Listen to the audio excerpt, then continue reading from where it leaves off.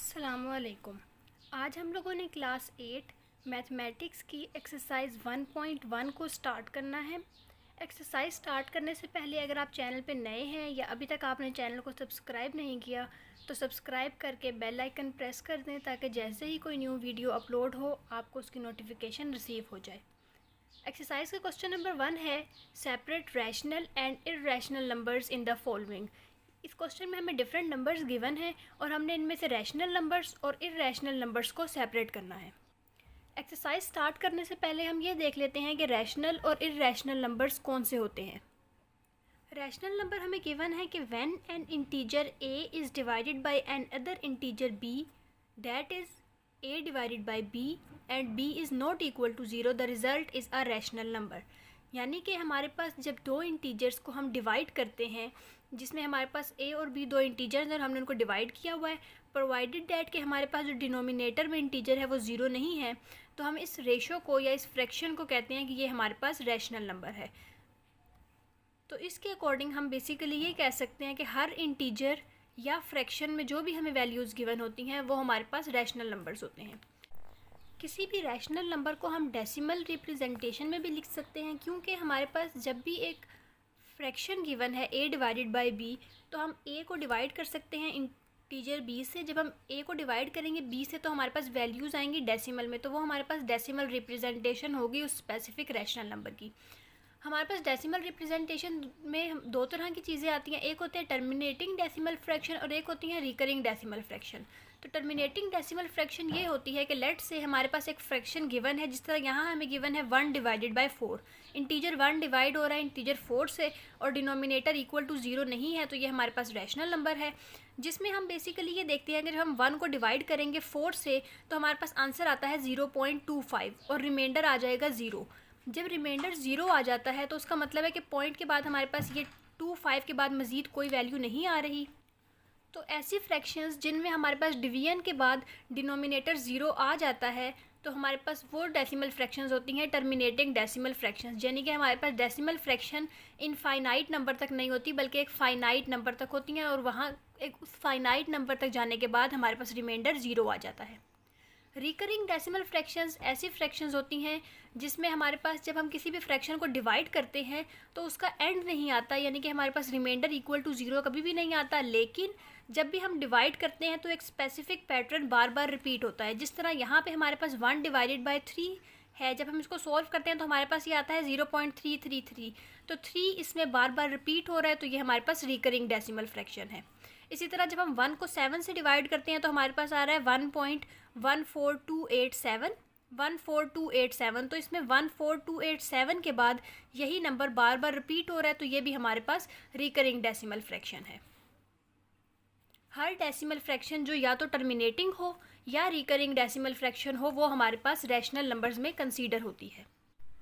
Next हमारे पास है irrational numbers. Irrational numbers में हम बेसिकली ये देखते हैं कि हमारे पास कोई फ्रैक्शन गिवन है या डेसिमल में कोई वैल्यू गिवन है और डेसिमल के बाद डेसिमल पॉइंट के बाद जो हमारे पास वैल्यूज़ आ रही हैं वो नेवर एंडिंग है, तो वो हमारे पास नॉन टर्मिनेटिंग होती हैं। और अगर वो नॉन रिपीटिंग भी हैं, यानी कि यहाँ पे अगर हम देखें तो कोई स्पेसिफिक पैटर्न फॉलो नहीं हो रहा, ना नंबर्स की रिपीटिशन हो रही है जिस तरह हमारे पास रिकरिंग में हो रही थी, तो अगर हमारे पास डेसिमल पॉइंट के बाद वैल्यूज़ नेवर रिपीटिंग और नेवर एंडिंग हो तो वो हमारे पास नॉन टर्मिनेटिंग और नॉन डेसिमल वैल्यूज़ होती हैं। तो ऐसी वैल्यूज़ जो हमारे पास नॉन टर्मिनेटिंग हो और नॉन रिकरिंग हो वो हमारे पास इर्रेशनल नंबर्स में इंक्लूड होंगी। जिस तरह यहाँ हमारे पास स्क्वायर रूट 2 गिवन है, स्क्वायर रूट 2 का जब हम फाइंड आउट करते हैं तो हमारे पास आंसर आता है 1.414235 अप टू सो ऑन। तो इसमें हमारे पास ना तो इसका कोई एंड है और ना ही कोई स्पेसिफिक डिजिट्स के बाद वो पैटर्न रिपीट हो रहा है, तो हमारे पास ये नॉन टर्मिनेटिंग और नॉन रिकरिंग है, तो हमारे पास जो स्क्वायर रूट 2 है ये एक इर्रेशनल नंबर होगा।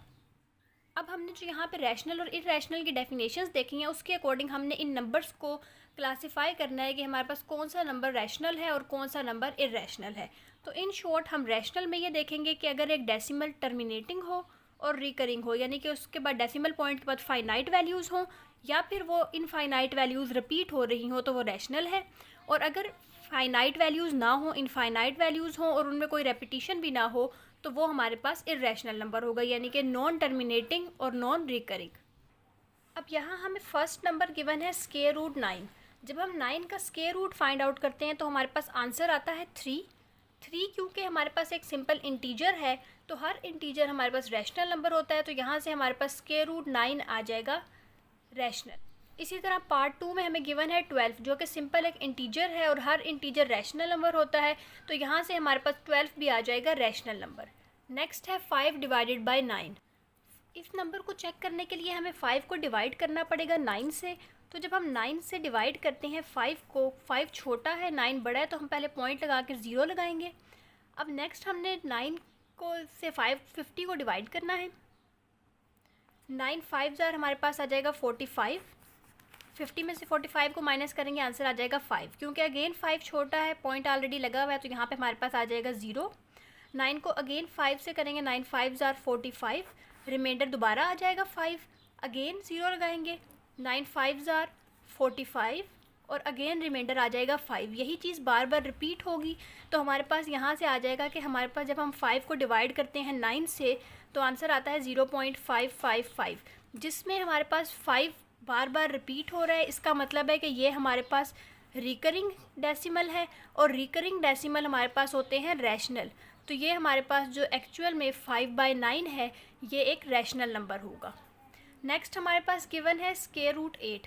स्क्वायर रूट 8 में हम बेसिकली ये देखते हैं कि अगर हम 8 का स्क्वायर रूट फाइंड आउट करें, उसके लिए हम 8 के बना लेते हैं फैक्टर्स। 2 4 जार 8, 2 2 जार 4 और 2 1 जार 2। ये हमारे पास आ जाएगा 2 × 2 × 2। 2 के पेयर्स बना लेते हैं, ये हमारे पास एक पेयर ये बन जाएगा और 2 अकेला रह जाएगा, यानी कि ये हमारे पास आ जाएगा 2 का स्क्वायर × 2। ये स्क्वायर रूट इन दोनों के ऊपर है तो हम दोनों के ऊपर सेपरेट भी लगा सकते हैं। तो यहाँ से हम लिख सकते हैं 2 का स्क्वायर × स्क्वायर रूट ऑफ 2। ये स्क्वायर रूट से कैंसिल हो जाएगा और हमारे पास आ जाएगा 2 स्क्वायर रूट 2। अब हमने ये चेक करना है कि ये वैल्यू रैशनल है या इररैशनल। तो इसमें 2 तो हमारे पास इंटीजर है, तो इस नंबर का रैशनल या इररैशनल डिपेंड करेगा इस स्क्वायर रूट 2 के ऊपर। और स्क्वायर रूट 2 क्योंकि हमारे पास एक इररैशनल नंबर होता है, तो जब हम उसको 2 से मल्टीप्लाई करेंगे तो हमारे पास रिजल्टेंट नंबर भी इररैशनल आएगा। तो इसलिए हम कह सकते हैं कि हमारे पास स्क्वायर रूट 8 एक इररैशनल नंबर है। नेक्स्ट है हमारे पास स्क्वायर रूट 100। जब हम 100 का स्क्वायर रूट फाइंड आउट करते हैं तो हम इसको लिख सकते हैं कि ये हमारे पास 10 का स्क्वायर है। ये स्क्वायर रूट से कैंसिल हो जाएगा और आंसर आ जाएगा 10। 10 सिंपल एक इंटीजर है, तो हमारे पास स्क्वायर रूट 100 एक रैशनल नंबर होगा। 6th पार्ट में हमें गिवन है 13 डिवाइडेड बाई 2। अब हम 13 डिवाइडेड बाई 2 को जब सॉल्व करते हैं, 13 डिवाइडेड बाई 2 से हमने डिवाइड करना है 13 को। 2 6 आर 12, 13 में से 12 को माइनस करेंगे 1 बच जाएगा, पॉइंट लगा के 0। 2 5 आर 10, रिमाइंडर आ गया 0, यानी कि हमारे पास जब हम 13 डिवाइडेड बाई 2 करते हैं तो आंसर आता है 6.5, जो कि एक टर्मिनेटिंग डेसिमल है। तो हमारे पास यहाँ से 13/2 आ जाएगा एक रैशनल नंबर। नेक्स्ट है हमारे पास स्क्वायर रूट ऑफ 126। अब इसमें हम लोगों ने फाइंड आउट करना है स्क्वायर रूट ऑफ 126। इसमें अगर हम 126 के फैक्टर्स बनाएं तो ये हमारे पास बनते हैं 3 × 3 × 2 × 7।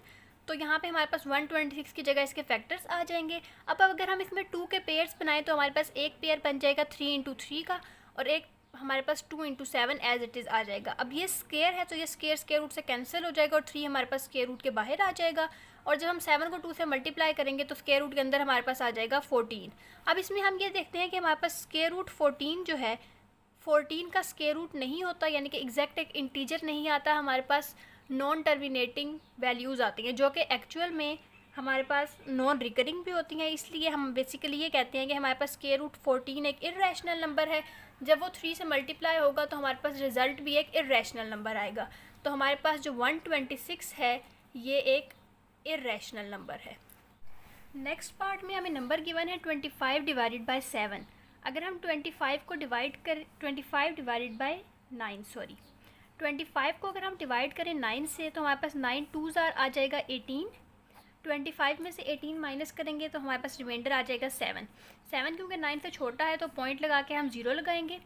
70 को जब हम 9 से डिवाइड करेंगे तो 9 7 हमारे पास आ जाएगा 63। 70 में से 63 माइनस करेंगे तो हमारे पास रिमाइंडर आ जाएगा 7। 7 अगेन 9 से छोटा है, पॉइंट ऑलरेडी लगा हुआ है तो हम लगा देंगे 0। 9 7s आर 63, अगेन 7 रिमाइंडर आ जाएगा। अब जब भी हम इसको डिवाइड करेंगे तो हम 9 7s आर 63 लगाएंगे और हमारे पास रिमाइंडर 7 ही बचता जाएगा, यानी कि इसका हमारे पास रिजल्ट आएगा 2.777। क्योंकि 7 बार बार रिपीट हो रहा है तो हमारे पास ये रिकरिंग डेसिमल है और रिकरिंग डेसिमल रैशनल होते हैं, तो यहाँ से हमारे पास आ जाएगा कि हमारे पास 25/9 एक रैशनल नंबर है। नेक्स्ट हमारे पास नंबर है स्क्वायर रूट 169। अब इसमें हमने 169 का स्क्वायर रूट फाइंड आउट करना है। जब हम 169 के फैक्टर्स बनाते हैं तो ये हमारे पास आते हैं 13 मल्टीप्लाई बाय 13। जब हम इनका पेयर लेंगे तो ये हमारे पास बन जाएगा 13 का स्क्वायर रूट से कैंसिल हो जाएगा और हमारे पास रिजल्ट आ जाएगा 13। क्योंकि रिजल्ट एक इंटीजर है तो हमारे पास जो ये नंबर है स्क्वायर रूट 169 ये एक रैशनल नंबर होगा। नेक्स्ट हमारे पास क्वेश्चन नंबर 1 के लास्ट पार्ट में स्क्वायर रूट 26। अब स्क्वायर रूट 26 को जब हम सॉल्व करते हैं तो हम 26 के बनाएंगे फैक्टर्स। जब हम 26 के फैक्टर्स बनाते हैं तो ये हमारे पास आते हैं 13 मल्टीप्लाई बाय 2। जब हम इसका स्क्वायर रूट फाइंड आउट करेंगे तो हमारे पास एक इंटीजर नहीं आएगा बल्कि non terminating non recurring values आएंगी, जिसकी वजह से हमारे पास स्क्वायर रूट 2 आ जाएगा एक इर्रेशनल नंबर। एक्सरसाइज का क्वेश्चन नंबर 2 है write the following in decimal form and state which of the following are terminating and non terminating decimals. इस क्वेश्चन में हमें डिफरेंट फ्रैक्शंस गिवन है, हमने इनकी पहले डेसिमल फॉर्म फाइंड आउट करनी है और फिर बताना है कि वो डेसिमल हमारे पास टर्मिनेटिंग है या फिर नॉन टर्मिनेटिंग। क्वेश्चन नंबर 2 के फर्स्ट पार्ट में हमें गिवन है 4 डिवाइडेड बाय 9। जब हम 4 को 9 से डिवाइड करते हैं तो 4 हमारे पास 9 से छोटा है, पॉइंट लगा के हमारे पास आ जाएगा 0। 40 को हमने डिवाइड करना है 9 से, 9 4 हमारे पास आ जाएगा 36। 40 में से जब 36 को माइनस करते हैं तो रिजल्ट आ जाएगा 4। 4 अगेन 9 से छोटा है और पॉइंट ऑलरेडी लगा हुआ है तो हम साथ इसके लगा लेंगे 0। 9 को जब हम 4 से मल्टीप्लाई करेंगे 9 4 अगेन 36, रिमाइंडर बचेगा 4, अगेन 0 लगाएंगे तो 9 4 36 और इस तरह ये बार बार चलता रहेगा। तो हमारे पास यहाँ पे इसका रिज़ल्ट आ जाएगा 0.444 अप टू सो ऑन, क्योंकि इसमें हमारे पास 4 की बार बार रेपिटेशन हो रही है और ये एक नेवर एंडिंग फ्रैक्शन है, ये डेसिमल है, तो हमारे पास यहाँ से इसका रिज़ल्ट आ जाएगा कि हमारे पास ये नॉन टर्मिनेटिंग डेसिमल होगा। सेकेंड पार्ट में हमें गिवन है 13 डिवाइडेड बाई 20। जब हम 13 को 20 से डिवाइड करते हैं तो 13 क्योंकि 20 से छोटा है हम पहले पॉइंट लगा के लगाएंगे 0। यहाँ हमारे पास 26 आ जाएगा 120। जब हम 130 में से 120 माइनस करेंगे तो हमारे पास रिमाइंडर आ जाएगा 10। 10 क्योंकि अगेन 20 से छोटा है और ऑलरेडी पॉइंट लगा हुआ है तो हम 0 नीचे उतार लेंगे। 25 होता है हमारे पास 100, तो यहाँ से रिमाइंडर आ जाएगा 0। क्योंकि यहाँ पे पॉइंट के बाद हमारे पास फाइनाइट डिजिट्स हैं तो 0.65 हमारे पास एक टर्मिनेटिंग डेसिमल फ्रैक्शन होगी। थर्ड पार्ट में हमें गिवन है 1 डिवाइडेड बाय 6। जब हम 1 को डिवाइड करते हैं 6 से तो 1 क्योंकि 6 से छोटा है हम पहले पॉइंट लगा के लगाएंगे 0। अब हमने 10 को डिवाइड करना है 6 से, तो हमारे पास ये आ जाएगा 6 1 6, रिमाइंडर बच जाएगा 4। क्योंकि पॉइंट ऑलरेडी लगा हुआ है तो साथ हमारे पास आ जाएगा 0। अब 6 हमारे पास होता है 36। 40 में से 36 माइनस करेंगे आंसर आ जाएगा 4। पॉइंट ऑलरेडी लगा हुआ है तो हम यहाँ पे 0 लगाएंगे। 6 अगेन आ जाएगा 36 और अगेन रिमाइंडर बच जाएगा 4। अब बार बार रिमाइंडर 4 ही बचेगा तो इसका मतलब है कि हमारे पास यही वैल्यू बार बार रिपीट होगी, तो यहाँ से हमारे पास आ जाएगा 0.1666 अप टू सो ऑन। क्योंकि यहाँ पे 6 की हमारे पास बार बार रेपिटेशन हो रही है और नेक्स्ट हमारे पास ये वैल्यू फाइनाइट नहीं है, तो यहाँ से 1/6 हमारे पास आ जाएगा एक non terminating fraction. Fourth part में हमें फ्रैक्शन गिवन है 7 डिवाइडेड बाई 3। जब हम 7 को 3 से डिवाइड करते हैं तो ये हमारे पास आता है 2.3333, जिसमें 3 हमारे पास हर दफ़ा रिपीट होगा, रिमाइंडर कभी भी 0 नहीं आएगा। तो क्योंकि हमारे पास ये फाइनाइट डेसिमल वैल्यूज़ नहीं है तो हमारे पास 7/3 आ जाएगी एक non terminating fraction. Fifth part में हमें फ्रैक्शन गिवन है 9 डिवाइडेड बाई 5। जब हम 9 को 5 से डिवाइड करते हैं तो हमारे पास रिमाइंडर आता है 0 और इसका क्वोशिएंट आ रहा है 1.125। क्योंकि हमारे पास रिमाइंडर 0 आ रहा है तो हमारे पास ये जो डेसिमल वैल्यूज़ हैं ये फाइनाइट हैं, तो यहाँ से हमारे पास 1.125 आ जाएगा terminating decimal fraction. Next 3 parts में भी हम लोगों ने सेम यही करना है, इन फ्रैक्शंस के corresponding decimal value find out करनी है। अगर हमारे पास रिमाइंडर 0 आएगा या फिर हम कह सकते हैं कि डेसिमल के बाद फाइनाइट वैल्यूज़ आएंगी तो वो हमारे पास टर्मिनेटिंग डेसिमल फ्रैक्शन होगी, वरना अगर इनफाइनाइट वैल्यूज़ आ रही हैं या रिमाइंडर ज़ीरो नहीं हो रहा तो वो हमारे पास नॉन टर्मिनेटिंग डेसिमल्स होंगे।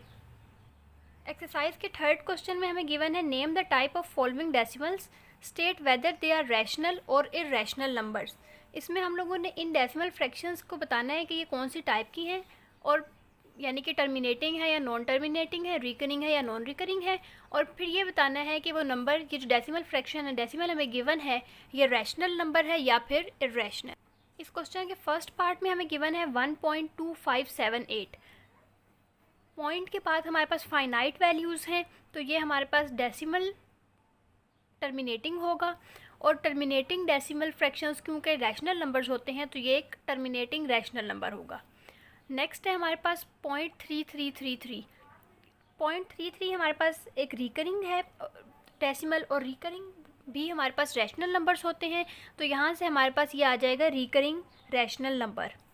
नेक्स्ट में अगर हम देखें तो हमें गिवन है 1.34142136, जिसमें कोई पैटर्न रिपीट नहीं हो रहा और नंबर्स भी हमारे पास फाइनाइट नहीं है, तो यहाँ से हमारे पास ये आ जाएगा non terminating non recurring irrational number. Next अगर हम फोर्थ पार्ट को देखें तो इसमें डेसिमल के बाद 1422857 रिपीट हो रहा है और वैल्यूज़ इनफाइनाइट हैं, तो यहाँ से हमारे पास इसका आंसर आ जाएगा recurring rational number. Fifth part में हमें डेसिमल गिवन है 2.2360679777 अप टू सो ऑन। अब इसमें हम ये देखते हैं कि हमारे पास ये नेवर एंडिंग है तो ये नॉन टर्मिनेटिंग होगा, रेपिटेशन भी नहीं हो रही तो ये नॉन रिकरिंग है, और ये दोनों इर्रेशनल नंबर होते हैं तो यहाँ से हमारे पास ये डेसिमल आ जाएगा non terminating non recurring irrational number. Sixth में हमें गिवन है 4.363636 अप टू सो ऑन। अब इसमें ये हमारे पास रेपिटेशन हो रही है तो ये रिकरिंग है, और रिकरिंग क्योंकि रैशनल होता है तो यहाँ से हमारे पास ये आ जाएगा रिकरिंग रैशनल नंबर। लास्ट में हमारे पास कोई रेपिटेशन नहीं हो रही और ना ही कोई एंड है, तो इसमें हम बेसिकली ये बताएंगे कि हमारे पास ये नंबर एक non terminating non recurring irrational number है। एक्सरसाइज का क्वेश्चन नंबर 4 है, Asma uses 1/4 of her monthly paycheck on the utility bills and 1/10 of remaining for the saving.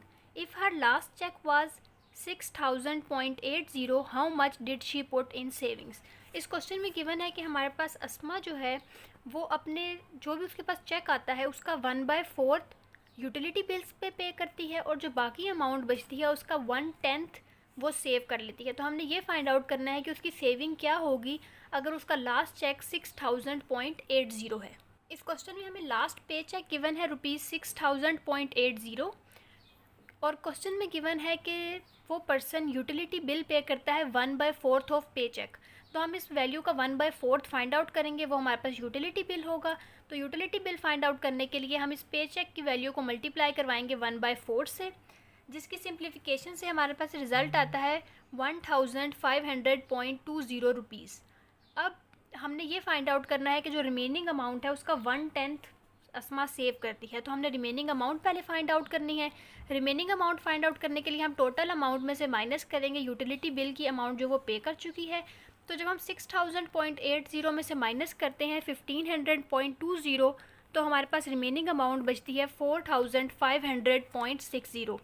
अब इस रिमेनिंग अमाउंट का 1/10 है सेविंग, तो सेविंग फाइंड आउट करने के लिए हम 1/10 फाइंड आउट करेंगे इस रिमेनिंग अमाउंट का, वो हमारे पास आ जाएगा 450.60 रुपीज़। यानी कि अगर हमारे पास अस्मा के पास चेक हो ₹6000.80 का तो उसमें सेविंग होगी 450.60 रुपीज़। फिफ्थ क्वेश्चन में गिवन है Raika is decorating for the birthday party and she purchases 20.7 feet of purple ribbon. She plans to use 1/3 of ribbon in drawing room and 1/2 of remaining in the dining room. How much ribbon will she have left over? इस question में हमें given है कि राइका ने 20.7 feet ribbon purchase किया है, जिसमें से 1/3 उसने यूज़ कर लिया ड्राइंग रूम में, और जो रिबन बचा है उसका 1/2 यूज़ कर लिया है डाइनिंग रूम में। अब इन दोनों जगह पे रिबन यूज़ करने के बाद जितना रिबन उसके पास लेफ़्ट ओवर है वो हमने फाइंड आउट करना है। इसमें हमें गिवन है जो टोटल रिबन परचेस्ड है वो है 20.7 फीट और यूज्ड इन ड्राइंग रूम है 1/3 ऑफ टोटल रिबन। तो 1/3 ऑफ टोटल जब हम फाइंड आउट करेंगे तो हमारे पास आ जाएगा 20.7 डिवाइडेड बाई 3। 20.7 को 3 से डिवाइड करेंगे तो आंसर आ जाएगा 6.9। तो 6.9 फीट रिबन यूज़ हो जाएगा ड्राइंग रूम में। अब हमने ये फाइंड आउट करना है कि टोटल में से जब 6.9 फीट यूज़ हो जाएगा तो बाकी कितना बचेगा। 20.7 टोटल है, इसमें से हम माइनस करेंगे यूज्ड इन ड्राइंग रूम को, तो रिमेनिंग रिबन हमारे पास आ जाएगा 13.8 फीट। अब इस रिमेनिंग में से 1/2 यूज़ होना है डाइनिंग हॉल में। तो डाइनिंग हॉल का फाइंड आउट करने के लिए हम यूज्ड इन डाइनिंग हॉल के लिए कैलकुलेट करने के लिए हम रिमेनिंग रिबन को मल्टीप्लाई करेंगे 1/2 से। जब 13.8 को हम 2 से डिवाइड करते हैं तो आंसर आता है 6.9 फीट।